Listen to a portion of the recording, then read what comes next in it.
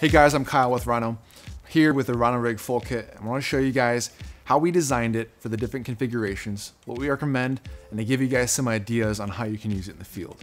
Let's start with mounting your camera.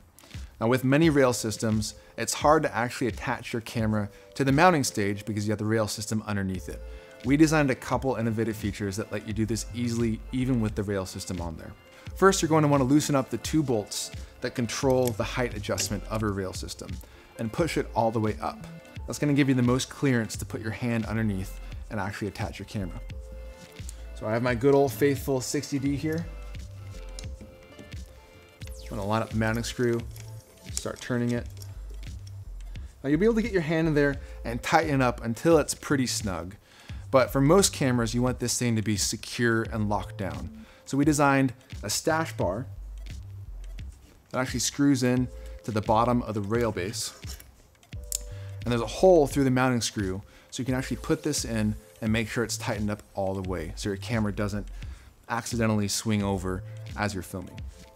Before you use the stash bar, you want to make sure that the rail system is all the way lowered, and then you're going to insert the stash bar and tighten up your camera until it's very secure.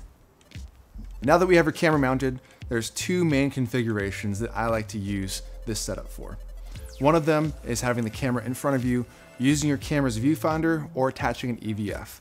Now, if you want to use an off-camera viewfinder, like a small HD DP4, AC7, DP6, any of their monitors are excellent.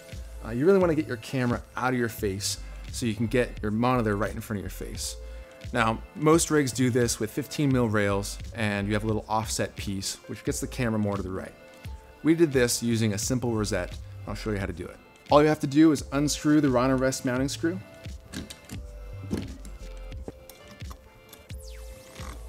And flip it over to the other side. And this provides your offset to move the camera out of your face so you can put your monitor there. Then all you need to do is take the mounting bolt from your Rhino rest and insert it through the opposite side. You'll notice that this rosette on your Rhino rest is actually double-sided, so it allows you to mount it on either side, left or right. So now in this configuration, you'll see that the camera is actually offset quite a bit. And if I wanted to mount a monitor hanging off of my cheese plate from the cage, it'd be very easy to get my monitor in front of my face where I can see. Now, if I were using a larger camera, I would want more of the weight over my shoulder, so it'd be easier to balance even if I didn't have a counterweight. To do this, you can use some of the articulation built into the Rhino rest with these three joints right here. I'm gonna loosen those up.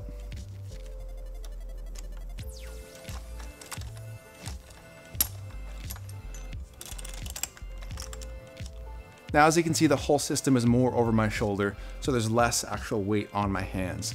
Now, if you throw the Rhino rest counterweight into this, all the weight would be back on your shoulders, and you can actually let go of the whole system.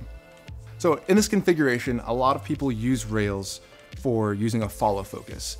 Now, the problem with most rigs is that when you let go of one hand, this wrist is actually really strained because you have the weight of the rig resting on it. The unique thing about the Rhino rig is that you can actually pivot in the handles very easily. You can have all the weight over that hand so it's easy to control the rig, and use your other hand for your follow focus. Now you can even use this bar here to put your hand on to stabilize as you're hitting your focus points. So in this configuration, I've removed the Rhino rest and added on the buttstock, which is included with every Rhino rig. Now, I also flipped it over to its original side so my camera is now right in front of my face and it's not in an offset position. Now this is really nice to use with a Zacuto EVF or with this little eye clip we have. It's a really cheap China viewfinder, but it's really nice to use. You get an additional point of contact, so you have your hands, you have your shoulder, and kind of lean into it. The buttstock is designed to go right into your shoulder, almost like a gun stock. This is great for run and gun and a really quick and compact setup. So in this configuration, all I did was remove the cage for a more minimalist setup. You can use the same kind of grip options, use an eye cup if you want to get an additional point of contact. It's very simple, very compact. In an even simpler configuration, you can remove the rails when you don't need them for a matte box or fellow focus. Now for a really compact setup, you can actually remove this bar by unscrewing these two screws and mount the hand grips all the way up on the base plate of the system.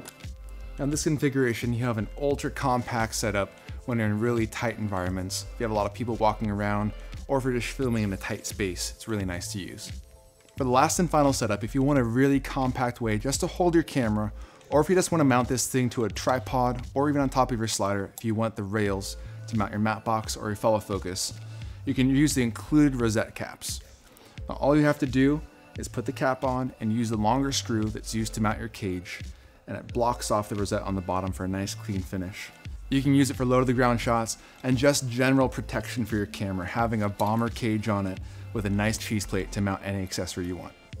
Now, if you guys have any questions or even your own suggestions, or if you want to show us how you use your Rhino Rig, please email us at support@rhinocj.com. Thanks for watching.